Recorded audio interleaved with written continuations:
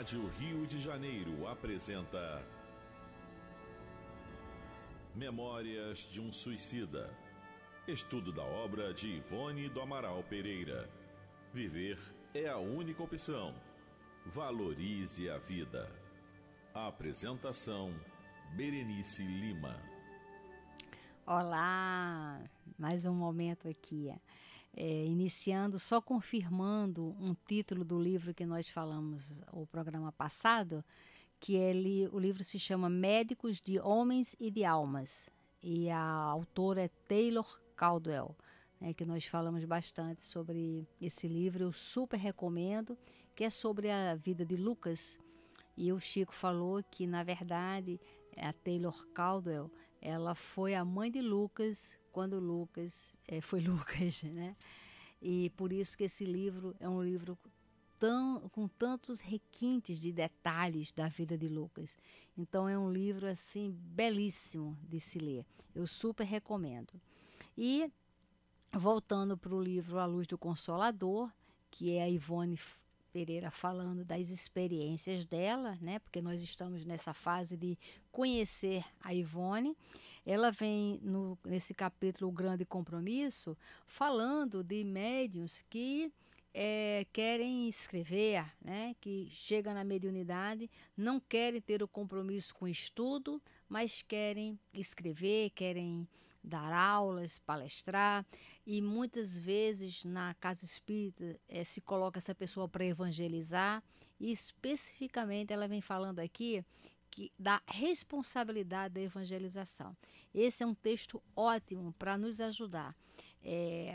A evangelização ela deve ser feita pelas pessoas mais experientes, que têm mais estudo na teoria, na prática, que têm a melhor compreensão da doutrina espírita, para poder semear a boa semente. A gente tem que olhar para as crianças. Lá no nosso centro, o Dr. Erma, que nos orienta, ele fala assim, olha, não olhe para a criança e veja apenas um aglomerado de células, apenas um ser pequenino. Não, olhe e veja um espírito. Então a evangelização tem que ser a tarefa mais importante da casa espírita, porque são espíritos que estão chegando do mundo espiritual, que a mente ainda está ligada ao mundo espiritual. Então é o momento do processo da semeadura, e tem que ser a semente da melhor qualidade. Então, para evangelizar sempre as pessoas mais experientes. E ela vem contando esse caso de uma pessoa que mandou uma carta para ela, que não quer muito se envolver com estudo, porque tem mediunidade e quer apenas escrever livros, né? E ela vem falando dessa responsabilidade da mediunidade. E aí ela diz assim, olha, quanto a escrever livros mediúnicos, é tarefa penosa, cujo compromisso o médium firma com as leis de Deus e com seus guias espirituais ao reencarnar. Não se é médium escritor por se desejar ser, mas sim por precisar ser. E às vezes temos a falsa ideia, né, do glamour de ser um médium, psicógrafo, de receber mensagens, de publicar livros, né? E a gente tem que ter assim ter muito apurado o critério de escrever. E aí ela continua: o compromisso será antes um resgate, uma reparação de displicências pretéritas, desagravo às leis de Deus ofendidas em vidas anteriores, do que mesmo missão. Contudo, o médium poderá transformar a reparação em missão, se bem souber aproveitar o ensejo recebido para a própria reabilitação. Foi o que a própria Ivone fez. Ela veio com essa dívida muito grande, né?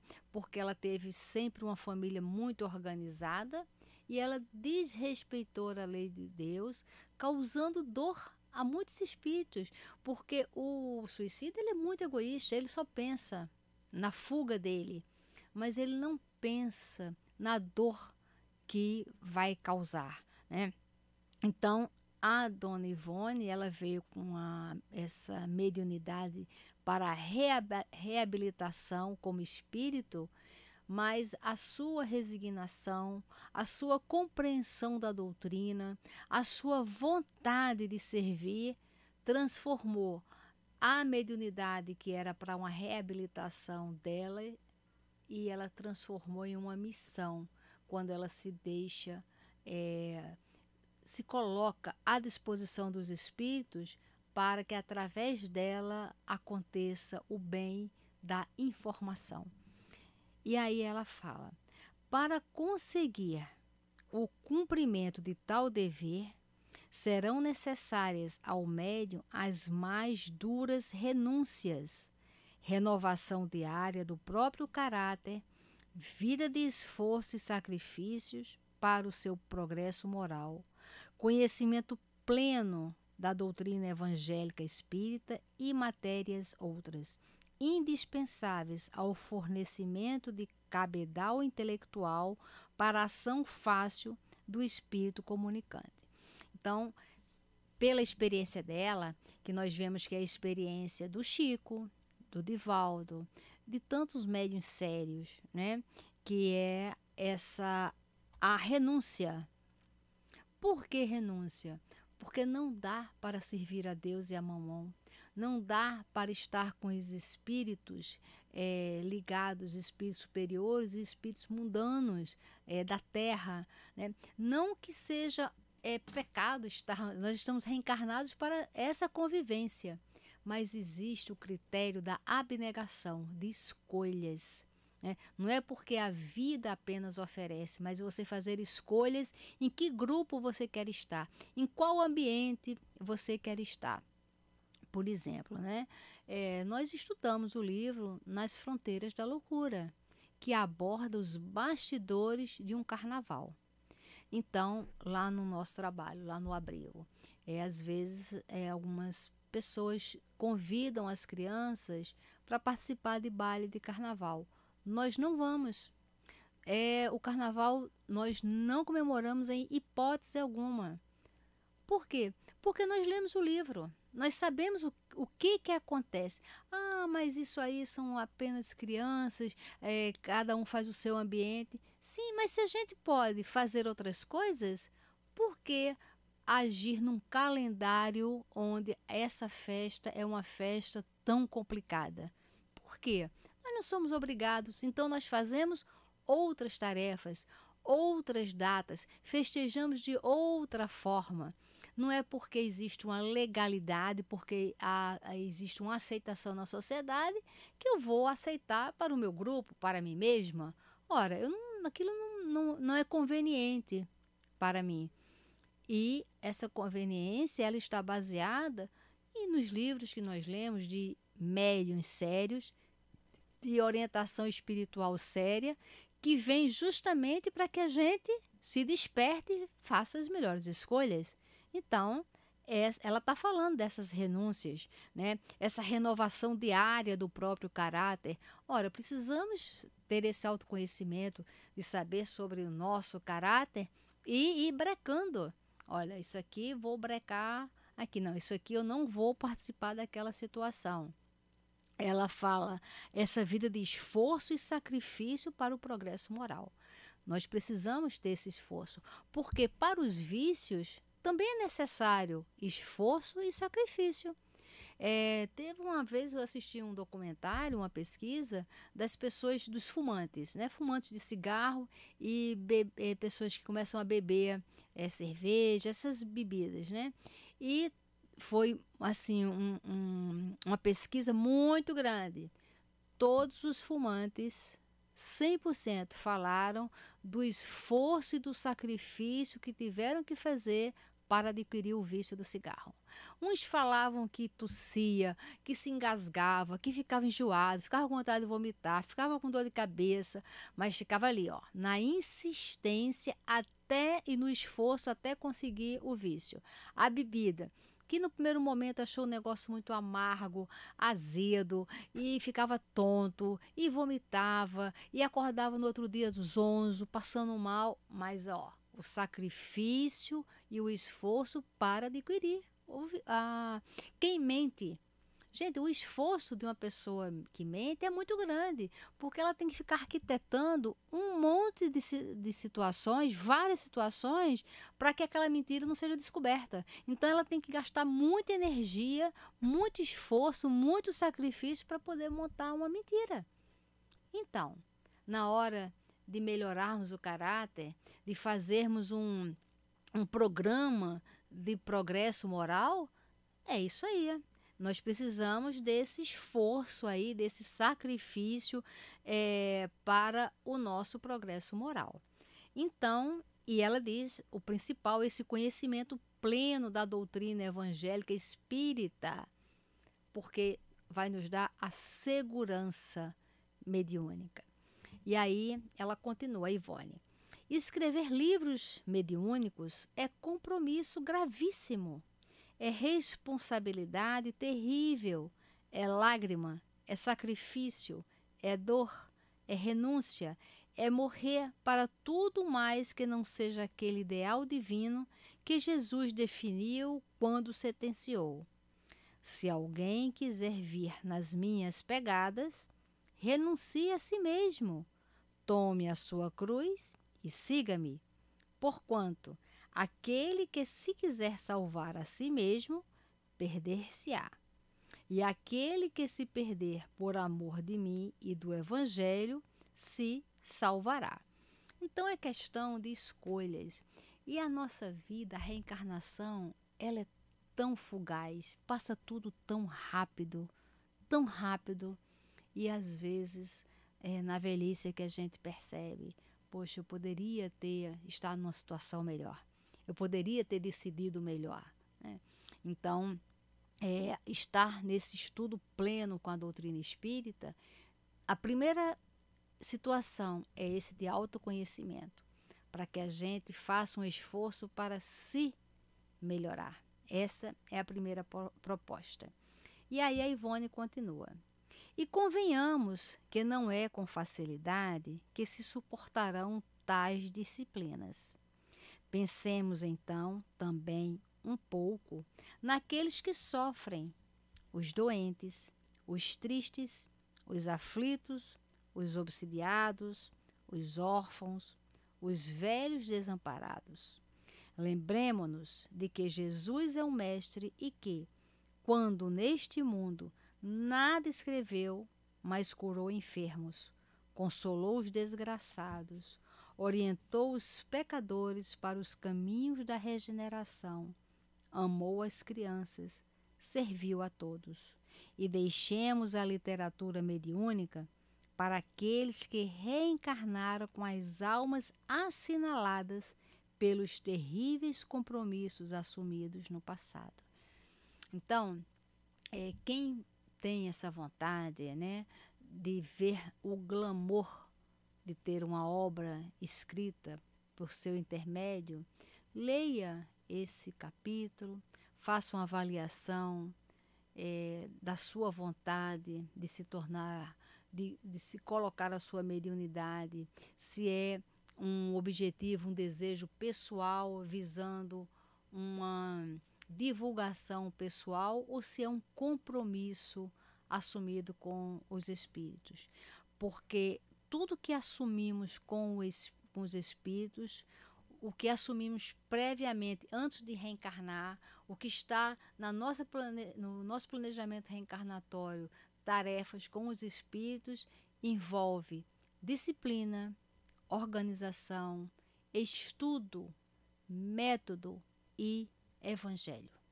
Se alguém foge desse pilar, foge de algum caminho desse, pense, para não se enrolar, né? Para não agravar aí muitas vezes essas questões de orgulho, de vaidade, as quais nos levaram para tantos sofrimentos nos nossos atos. E aí ela encerra esse capítulo e começa um outro chamado O Melhor Remédio. E é mais uma experiência dela que ela vem falando assim, olha, frequentemente chegam até nós além de confidências onde avultam delicados desequilíbrios pessoais, brados de socorro através de pedidos de preces, conselhos, etc. Querem os nossos pacientes, roguemos aos poderes do alto explicações sobre as causas dos seus sofrimentos e decepções e também licença para se dirigirem ou não a um médico a fim de tratarem as suas enfermidades, para se submeterem ou não a esta ou aquela intervenção cirúrgica indicada pelo cirurgião com quem se trata um diagnóstico, etc, etc. Então, muitas vezes, como ela está falando, né, cria-se essa dependência do mundo espiritual. E aí ela diz, outros, acreditando no determinismo irremediável dos seus achaques, se entregam a desânimo criminoso, negando-se o tratamento aconselhável que lhes proporcionaria alívio e, assim, agravando voluntariamente os próprios sofrimentos.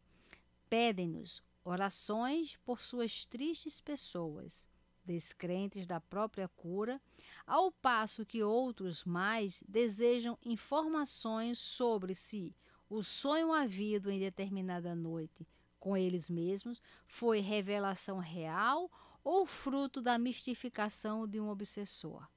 E, finalmente, mais outros missivistas pedem para perguntarmos aos guias espirituais, através de nossa faculdade mediúnica, quem é o seu guia espiritual, como se chama e onde viveu, e se ele, o missivista, é a reencarnação de fulano ou beltrano, personagem sempre importante da história, porque tal ou tal médium assim o afirmou. Então vejam, gente, ela está contando aqui essa experiência dela, de quantas cartas, né, ela recebeu com perguntas assim, né? Primeiro uma dependência para dar um passo, porque nós precisamos fazer as nossas decisões. Para dar um passo, pede aos espíritos. Pedir explicação porque está sofrendo. E muitos que estão nos ouvindo podem também ter essa dúvida, né? Minha família tem tanto sofrimento, eu estou em tanto sofrimento, eu estou com a doença tal, eu estou com um filho dessa situação, por quê, meu Deus? E quer, às vezes, uma explicação. Então, nós podemos ir no Evangelho, naquele capítulo das causas atuais e anteriores, podemos ir nos tormentos voluntários, até para saber se esses tormentos, essas nossas dores, não são causadas por nós mesmos, por a gente ter decidido errado, né? Então, está com uma situação hoje, um problema, seja lá qual for. Volta, faz uma leitura assim, tenta identificar quando começou esse problema. Quando foi que você percebeu que ele era um problema? Qual era o contexto da sua vida? O que aconteceu antes? Porque muitas vezes nós vamos perceber que esses sofrimentos nossos são frutos de decisões erradas que nós tomamos. Os tormentos voluntários, muitos sofrimentos da nossa vida, está no Evangelho, não estavam no nosso planejamento reencarnatório. Só que nós fomos tomando decisão sem avaliar as consequências, sem avaliar a visão de futuro, a visão de progresso, e aí a gente planta qualquer coisa, na hora de colher, a gente quer colher uvas, e a gente plantou espinhos. E agora? Como é que vai fazer? A gente está querendo colher uma fruta gostosa, mas plantamos pimenta. E agora? Vamos ter que colher e só vai ter isso para comer, né? Então, nós precisamos nos apropriarmos das nossas decisões, dos nossos momentos. E se apropriando. Realmente eu tenho um relacionamento altamente complexo, altamente tóxico, mas antes dele se realizar, pessoas me avisaram, eu fui alertada, eu percebi, mas aquela ideia, não, vai mudar. Vou dar um jeito, vou mudar, e aí o orgulho começa a crescer, porque a gente não dá conta de resolver, aí o orgulho começa a esmagar, né, a nossa estima, E aí começa um processo complicado. Mas nós precisamos reverter isso à luz da doutrina espírita. E veja, muitos aqui queriam perguntar também quem é o guia espiritual. Muitas pessoas devem estar ouvindo e também querendo saber quem é o guia espiritual. Aí nós podemos ir, olha, na questão 489 do Livro dos Espíritos. Há espíritos que se ligam ao indivíduo em particular para protegê-lo? Sim, o irmão espiritual é o que chamais de bom espírito ou bom gênio. Aí o Kardec pergunta mais um pouquinho, a 490. E o que se deve entender por anjo de guarda? Os espíritos respondem, é o espírito protetor de uma ordem elevada. E Kardec pergunta, qual é a missão do espírito protetor? E a resposta, a de um pai para com seus filhos, conduzir seu protegido ao bom caminho, ajudá-lo com seus conselhos, consolá-lo em suas aflições, sustentar sua coragem nas provas da vida. Então, nós temos este espírito do nosso lado. Agora, quando nós vamos tomar decisão, nós acessamos, nós pedimos para nos mostrar uma luz que eu digo assim, olha, me ajuda para eu identificar qual o melhor caminho. Porque quando a gente pede ajuda, a ajuda vem. É alguém que vem com a fala, é alguém que nos mostra um livro, é às vezes alguém que fala sobre um filme. E ali está a dica, a condução. Muitas vezes nas preces, nós recebemos a inspiração do alto. Muitas vezes, quando dormimos pedindo ajuda, a gente acorda com uma ideia, mas só que muitas vezes quando nós não concordamos com as orientações, nós ignoramos. E aí, Kardec ainda pergunta, e o espírito protetor é ligado ao indivíduo desde o seu nascimento? E os espíritos falam, desde o nascimento até a morte. E muitas vezes o segue após a morte na vida espiritual, e mesmo em muitas existências corporais, porque essas existências são somente fases bem curtas em relação à vida do espírito. Então veja, a nossa vida é muito curta, curtíssima, porque a nossa vida de verdade é a vida de espírito. E o Kardec pergunta, a missão do espírito protetor é voluntária ou obrigatória? E os espíritos respondem, o espírito é obrigado a velar por nós, se aceitou essa tarefa, mas escolhe os seres que lhes são simpáticos. Para uns é um prazer, para outros uma missão ou um dever. Então, nós já temos as respostas na doutrina. Então, querer saber o quê? O nome pouco. Se a gente quer muito saber o nome, é porque a gente não tem ideia que isso seja uma verdade. Então, nós precisamos ter essa consciência de estudar e se apropriar desse estudo, tomar consciência desse estudo e conversar. Qual é a maneira de conversarmos com os nossos mentores? No culto do lar, na hora da prece, ao deitar. Essa entrega de pedir ajuda, olha, meu anjo de guarda, me ajuda, eu quero tomar essa decisão. Qual a melhor decisão? Eu tenho essa opção X, eu tenho a opção Y. Olha, se eu tomar a decisão X, as consequências serão, aí a gente avalia. Se eu tomar a decisão Y, as consequências serão, qual seria a melhor? E aí vão surgindo na nossa mente ideias, assuntos, e a gente pode ir aqui no livro procurar esses assuntos. Eu preciso tomar uma decisão com relação aos meus filhos. Vamos aqui ver qual é o objetivo dos pais, qual o objetivo da família, quais os objetivos dos filhos, porque isso vai assim nos dando essa orientação para bem viver. E veja quantas pessoas tomavam o tempo da médium com essas perguntas, né? Quantas vezes nós estamos na casa espírita e não aproveitamos assim um alimento para nossa alma, de material, de informação, de conteúdo, e ficamos com a mente divagando. E às vezes durante a palestra um conteúdo será justamente para nos ajudar a nos fortalecer. Então, vamos estudar. O estudo nos prepara para todas as nossas decisões. E muita paz. A Rádio Rio de Janeiro apresentou Memórias de um Suicida. Estudo da obra de Ivone do Amaral Pereira. Viver é a única opção. Valorize a vida.